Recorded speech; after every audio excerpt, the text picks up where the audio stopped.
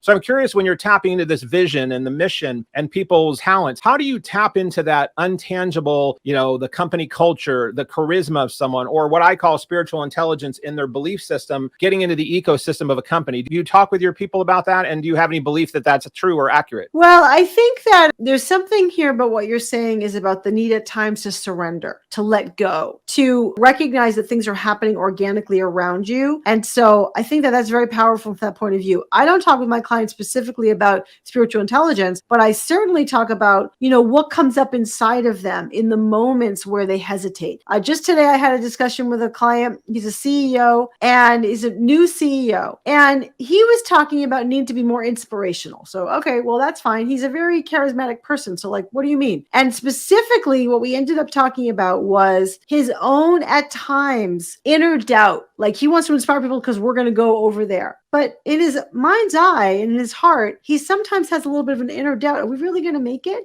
And he wants to be authentic and he wants to be a person of his word. So there's this disconnect between I want to be authentic and I want to mean what I say. And also I'm a little uncomfortable because maybe we won't make it. And so how do you then kind of resolve all that inside of you? And actually, I think that's a spiritual quest. Yeah, I think it is as well. And it's that surrendering thing. I remember when I was climbing the corporate ladder in my 20s and 30s, I kept thinking I had to be the suit and tie guy on the stage, leading and having the answers for everybody. And it wasn't until I had my own personal breakdown on health, you were talking about health is everything, that I had to get really real about I was working hard and playing hard and I just crashed. And I had to be very vocal about that. It was actually an alcohol issue. And I stood in front of the company, which was like 500 or 800 people, and talked about it when I came back out of that process. And from that point on, I started getting very vulnerable and authentic about still being confident, still being strong, creating the vision, but also when I had fears or doubts, voicing them in a way that were still in a human experience that made me way more authentic. So I realized for myself as a leader, the more authentic and real and raw that I got and still confident and truthful, for me, that ended up being a really good mix. But it's a hard chasm to go over when everyone's looking at you to have the answers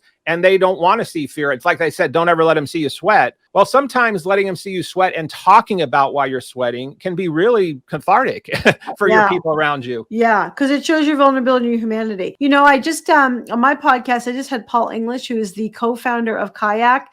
And what he said is people come to your company because of confidence, but they stay loyal because of vulnerability. And I think that is really important to know, that you need to have the combination of confidence and also vulnerability.